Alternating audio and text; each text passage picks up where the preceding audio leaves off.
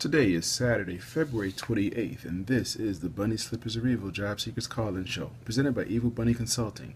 I'm your host, Tyrone Griffin, and if it's 3 p.m. and you have on your bunny slippers, you are not looking for a job. Welcome first-time and returning listeners. In this show, we discuss strategies and tactics of job search, staying motivated and dealing with career transition. For more tips, resources, daily motivations, and to listen to archive shows, go to the website bunnyslippersareevil.com. There you will also find links to our Facebook page and our Twitter handle. If you are listening live, you can call in with your questions at 347-202-0929. Now, a word from our sponsors. Evil Bunny Consulting is the alternative to expensive outplacement. They give company-sponsored job seeker workshops as well as the one-on-one job seeker boot camp with a money-back guarantee. For more information, go to www.bunnyslippersareevil.com. Resume Edit is the low-cost, high-quality resume writing company with resumes as low as $35, written by certified resume writers. You can find them online at www.resume4edit.com or call 404-860-2473. Be sure to tell them you heard about them on the Bunny Slippers Are Evil Job Seekers podcast. Let 3dresumes.net turn your resume into a web page with a customized domain for 12 months for only $30. Help hiring managers and recruiters find you, make your resume available 24/7, and get a free professional email address just for your job search. To see my online resume, go to tyronegriffin.com, and for more information on how to get your own, go to 3dresumes.net. Well, good morning, everybody, and welcome. I hope you had a good and productive week. This is my second week experiment with video, so I hope it goes well. For those of you new listeners, we usually do the show just audio, but for the last few weeks I've been experimenting with doing a video version of it and putting it on our YouTube channel. I've also put in the notes this week, so I'm trying to keep the notes better updated. So this week's this week's topic is steps to reinvent yourself, changing your perspective to reinvent yourself. And I got 5 steps. We'll talk about those in a minute, but all 5 steps are in the show notes, so you can go there and find them. Now, let's talk about this topic of reinventing yourself. Why would you want to reinvent yourself? Well, first thing is, when you get laid off, it's very easy to decide to feel that it's your fault, that you did something wrong, that you could have done something better. And what happens is that gets in your head, and all of a sudden, your next opportunity you get, or everything you start doing, you have that in your head, that I'm no good, or I'm not a good worker, or all kinds of things you might think about yourself, and that will just snowball effect, and you'll feel that way for going forward, and it messes with your psyche. It messes with your ability to look for that next opportunity. I always, when I was thinking about this topic, the thing that came to mind was, there's a video of a guy playing basketball in the park, and he's talking a lot of trash, and he's shooting jumpers, missing everything, not hitting backboard, air balls all over the place, going up for a dunk, and he's like 2 feet below the basket, and but he comes out and he's still got his swagger. Thought about that, and it's funny, we laugh at that, but that's the person we want to be, that person that has that eternal optimism in themselves, regardless of what they're seeing, what they're doing, what reality might be telling them about their skills and their abilities. They have that eternal optimism. And I'm not saying you should ignore the reality. I'm not saying that. I'm saying you got to keep that positive outlook in your life, regardless of what happens. You have to keep that. And again, we laugh at that video, but that's the kind of person we really all would like to be. This week, part of the thing that brought me to this topic was scripture in the Bible, was Acts 17:16. And I won't read it, but basically, Paul is seeing the city of Athens, and he comes along and comes to the city, and everybody in the city, or not everybody, but most people in the city are into idol worship.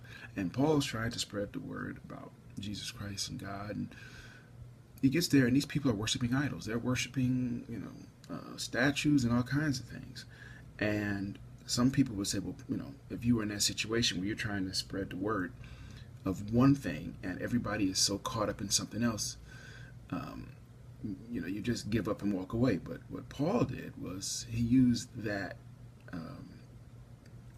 There already these people were into worshiping, and he used that and said, okay, well, maybe I can use their desire to worship to switch them to thinking about worshiping the one true God instead of the goats and whatever else their statues had.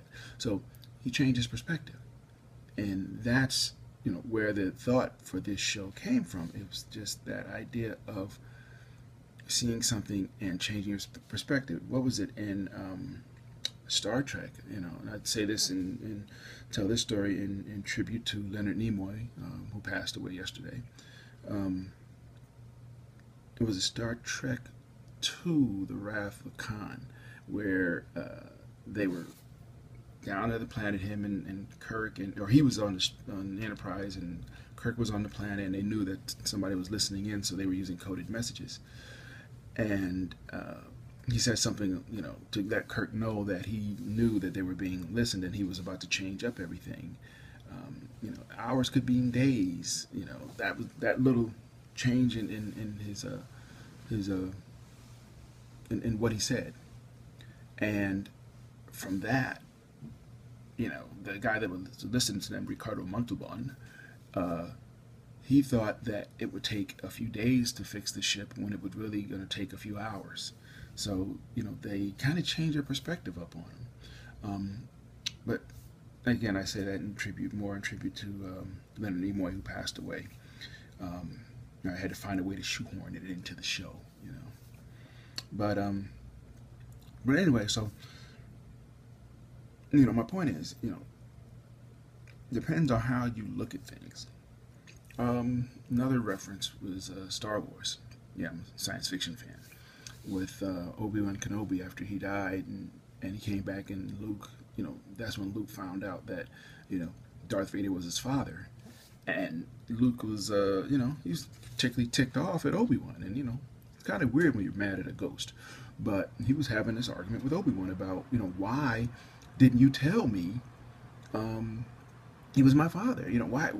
Why did you mislead me? And why did you tell me he killed my father when he was my father? And Obi-Wan basically said, it all depends on your perspective. Basically saying, from my perspective, when he became Darth Vader, your father died. Therefore, he killed him. Luke was like, yeah, that's kind of jacked up, but all right, you're dead already, so I can't really get mad. But yeah, so everything, a lot of times in life, things will change based on what your perspective is, your outlook is.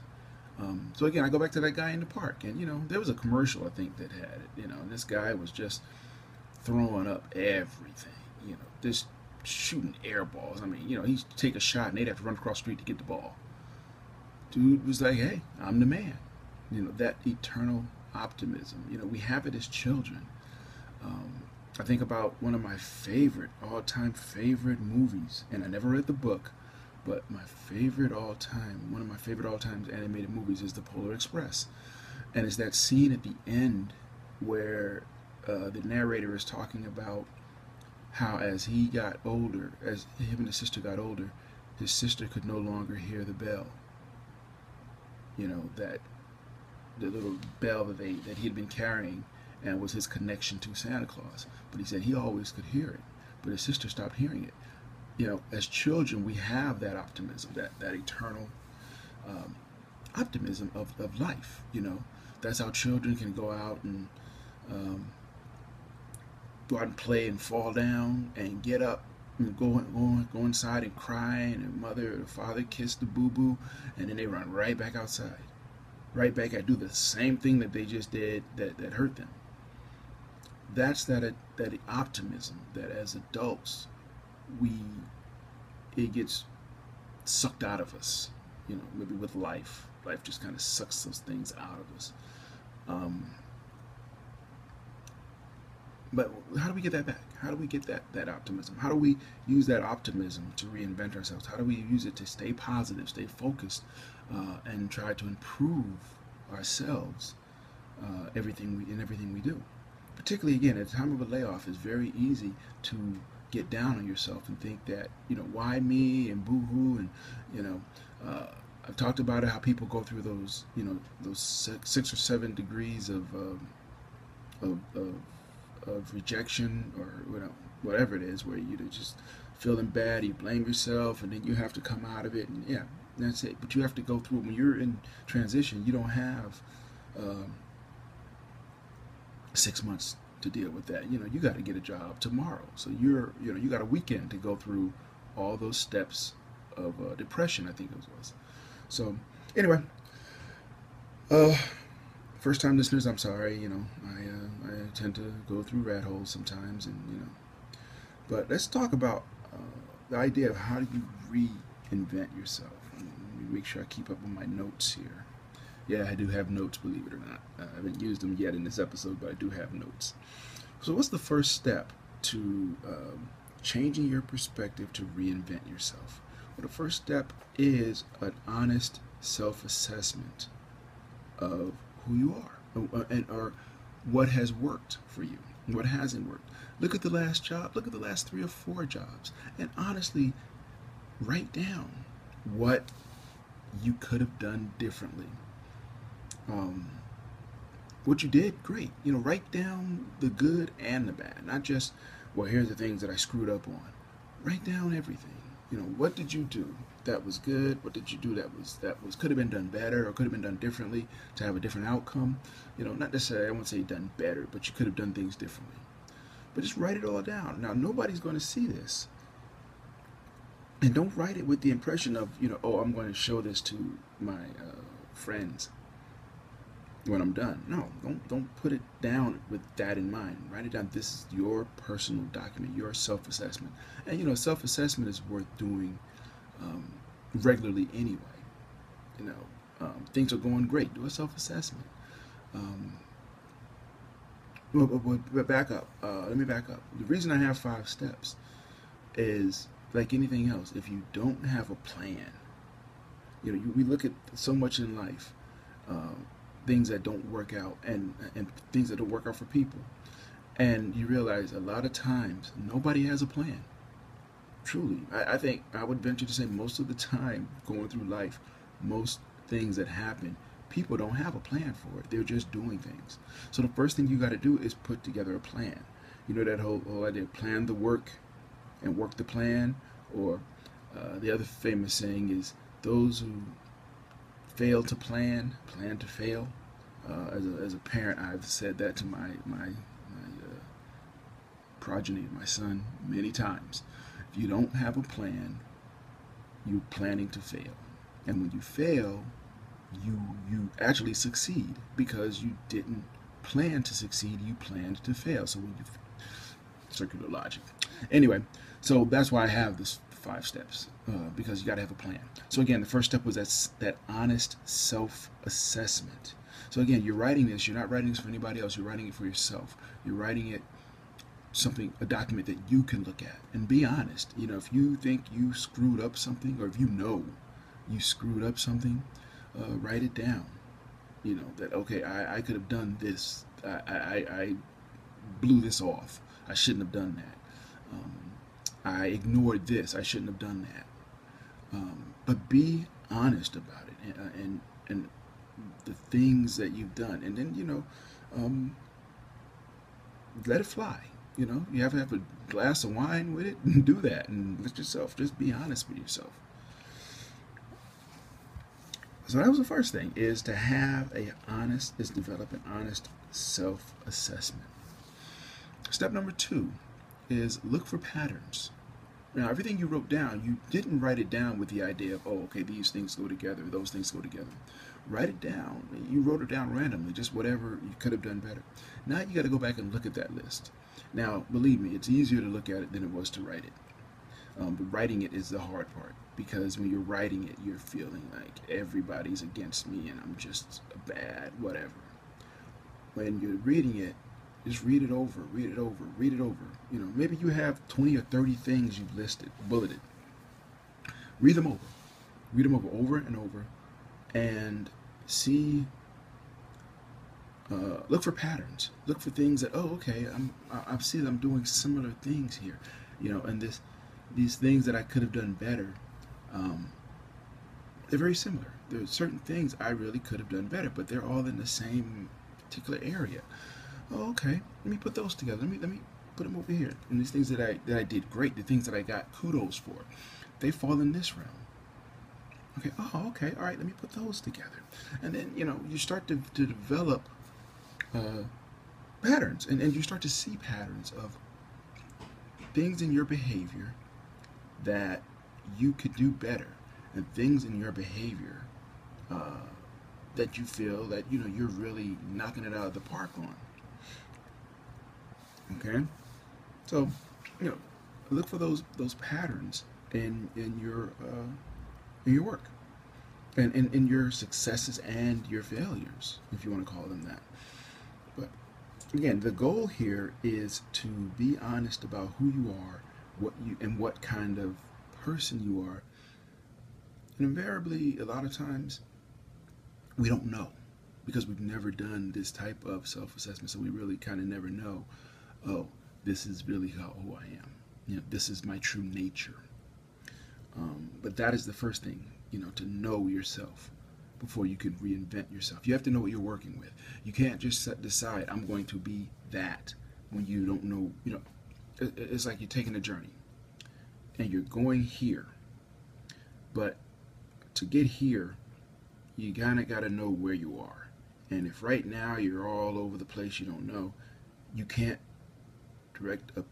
you can't create a course to get there if you don't know where you're starting from. So what we're doing now is seeing where we are starting from, what the first things, that's the first thing you have to do, is know where you are before you know where you're going. So number 2 was look for patterns. Again, and number 3, yeah, was I kind of went into it, but those patterns would lead to the understanding of who you really are.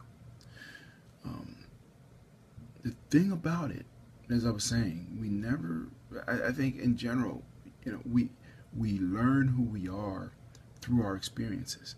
We want to think that we are this great and righteous and noble steed, as they said in, what was the movie, but the big green guy, I forgot the name of the movie. Eddie Murphy was the donkey. Shrek. You know, noble steed. We all would like to think that we are a noble steed. We all would like to think that we would be a brave person, that we would be an honorable person. But you really don't find out if you are a brave and honorable person until you're tested. You know, you find out how brave you are when you hear a noise in your house in the middle of the night. That's when you find out how brave you are. You find out how honorable you are when somebody drops $100 on the street and you see it and they don't, and you have to decide if you're going to pick it up and give it to the person, depending on what's going on in your life at the time. That's when you find out things about yourself. So what I'm trying to do is help you to find out those things about yourself before they come into play. There's an old saying in war about, you know, spend a night in a foxhole with somebody and you find out a whole lot about them. Yeah, you really want to, what you're trying to do is spending a night in a foxhole with yourself to find out who you are, to find out what your true nature is. So the third step is look for those patterns, again, and those patterns lead to your understanding. The fourth step is, now comes the dreamer part, because you know you should have a better understanding of who you are. So now what you want to do is determine who you want to be. Look at those things, those positives. Look at those negatives, those patterns that you've developed in the last 3 steps. And think about who you want to be. You know who you are. Do you want to be a noble person? Do you want to be an honorable person? Do you want to be a hard worker? Do you all the cliches? But look at them in the context of who you are, of who you have been, and develop that person. And maybe you write it down. Or maybe you should definitely write it down to see who you are, to who you want to be. That dream, that ideal person that you want this person to be. Write it all down. It's kind of like what some people do when they think about their dream partner, their dream spouse, and they write down this criteria for this person. This is what they want this person to be.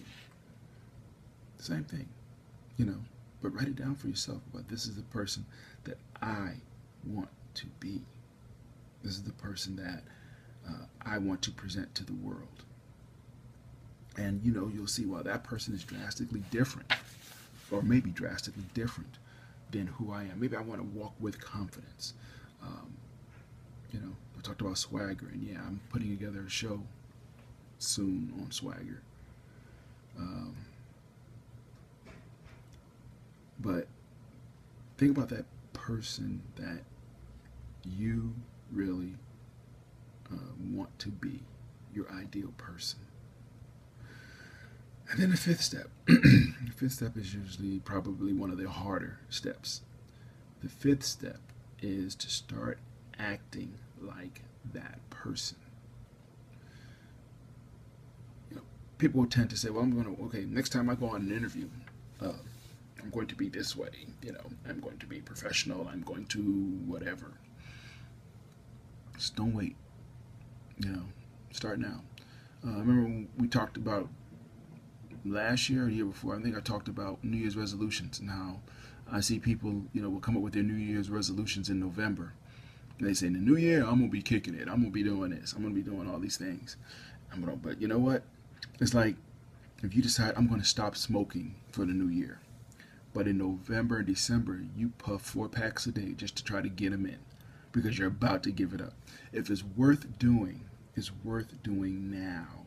If it's a bad habit that you want to stop, is worth doing now, not waiting. Just like this, if you want to reinvent yourself as this new type of person, this new person that has confidence that maybe you didn't have, you want the world to see this new person. Now is the time to do it. And I've told the story many times that I'm a shy person. At the heart of it, I've always been a very shy person, but I'm 6'4", and I learned very quickly that if you're shy and 6'4", things don't go well for you. As far as once people figure that out, they try to make their bones off you. I've been through the bullying and all that, and you learn how to cover. You learn how to show a different side of yourself. Okay, you learn how to make people think of you in a different light. I would venture to say, just because of the reaction I get a lot of times when people hear that I'm shy, that yeah, I've successfully covered that. This is what you're trying to do now. I'm not saying you're not necessarily going to change the inner you, but if you want to be better, you can try to change that person. And what was it? The saying is, it takes 21 days of doing something before it to become a habit. So you may have some old habits, maybe some work habits where you would get documents on your desk and you wouldn't really read them, and that would blow up in your face. And these are things that even if you're still working, you can do them. You can look at them. But maybe you don't read a lot. You just skim things. Well, that means that you got to start reading everything. That's one of the things that you realize you need to do to change yourself. It takes about 21 days from everything I've heard to change a habit. So now you're trying to change a habit. So that means you have to do this for 21 days straight. For 21 days straight, you have to do this. Okay? And you have to start now. because if you don't start now, it's you're putting it off, and the longer you put it off, the harder it gets. Okay, I should tell you people, I'm sorry, watching the video, the reason I have my headphones on is because I'm in my multi-million-dollar northern studio, and I'm recording the video here, but I'm recording the audio here. So the audio will be available shortly after the show ends. The video will probably take me about a day to put up, but I'll make sure I put links in the audio. If you're listening to this a day later, anytime after March of 2015, there's a link. There should be a link to the video of this, and you get to see my nice smiling early in the morning face. But anyway, I just wanted to explain that. But my point again is, if you see you need to make some changes, do them immediately. Start doing them immediately, and not just waiting till your next interview. If one of your goals is to have more confidence, then you want to have more confidence in everything you do. Remember that guy in the park. He's out there shooting baskets and missing everything, but he's coming down court high-fiving everybody. And yeah, maybe in a team sport, that's not a good thing to have, where the coach will sit you down. But you know what? Still, it's great to have that optimism, that positiveness about yourself, that swagger. It's nice to have that, to feel that, you know what? And when you look at your last job, that you got laid off. I did my best. I'm good. Move on to the next thing. That's how that guy feels. He shoots that jumper and he misses everything. I did my best. That's all that counts in life. Do you do your best?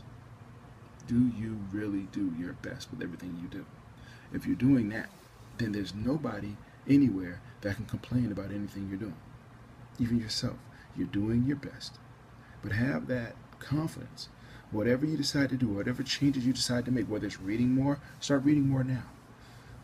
If it's paying more attention to detail, start paying more attention to detail now in everything you do. Read a recipe. Make sure you're paying attention to every detail of the recipe.